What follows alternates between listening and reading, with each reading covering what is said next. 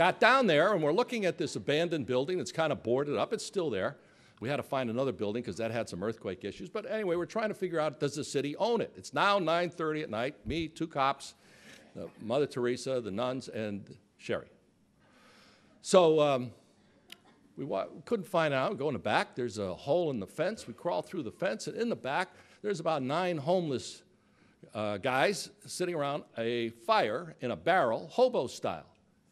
Hey, guys, how you doing? It's the mayor. What are you doing here? I said, I brought somebody famous to see you. And they see Mother Teresa. They recognize her just like that. She blessed them all. And I said, we're just trying to find out who owns this building. They said, well, the city owns it, but we've been living here for the last 3 years. So I said, well, there you go, Mother. It's a city-owned building, and I will get on this. So we're walking back to the cars. We're saying our goodbyes. I said, Mother, I said, can I ask you a question? She says, yes, what is it? I said, do you do this often? What's that? I said, do you go to the mayor's house and ask him for buildings? She says, oh, yes, I do it all the time. I said, well, who was the last mayor you did it to? And this was back in 1988.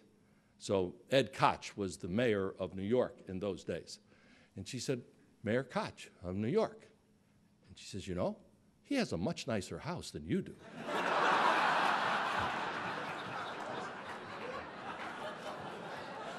So, and she said it with a little bit of an impish smile. She had a wonderful sense of humor. So I said, oh, so you're a little bit of a wise guy, huh? So I said, you know, Mother, I don't do these things for free, you know. She didn't flinch. She says, yes.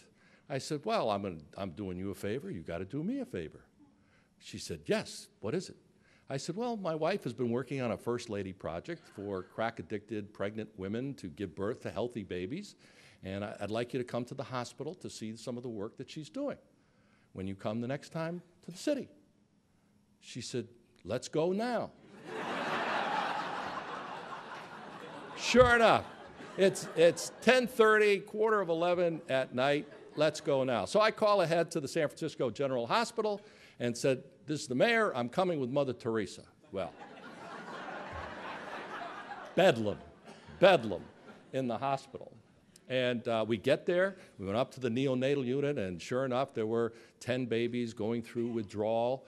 They were less than 24 hours old. She went down to the AIDS ward, blessed those people. And by this time, we had an entourage, as you can imagine, from everybody in the hospital following us as we did this tour with Mother Teresa. And as we were saying our goodbyes at the entrance to the hospital, it was a large reception area. She turned to address this group of people, at least 100 people that had come from doctors to nurses to orderlies, everyone, to see this woman who, as we all know, is on her way to sainthood. And she addressed them, and she said something that I've memorized.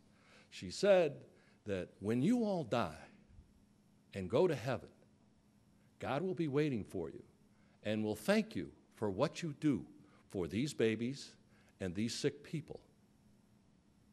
And it was a moment that I've never forgotten and leads to my last lesson, which is when the time comes, whether it's for me when I lost an election, or you when you end your dental practice, or at that point in your life when it's finished, what sticks, everything goes away.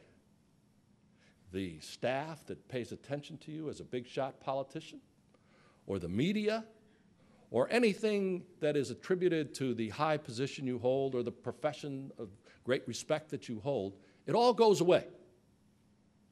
And what you're left with is this question: how did I use the time that I had to give service to others to leave it, them and the community, a better place?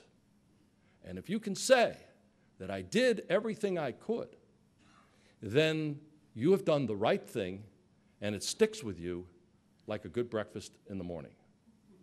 And I know that under Dan Davidson's leadership, that's what this organization is going to do, as it has throughout its history.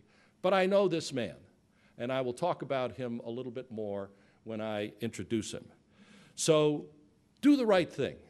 And you've started with your access to care resolution, and I look forward to seeing that unfold because I understand how important that is, not only as a first here in California, but also as a trendsetter for the rest of the country, which looks to the California Dental Association for leadership in healthcare in general, and obviously in dental care in particular.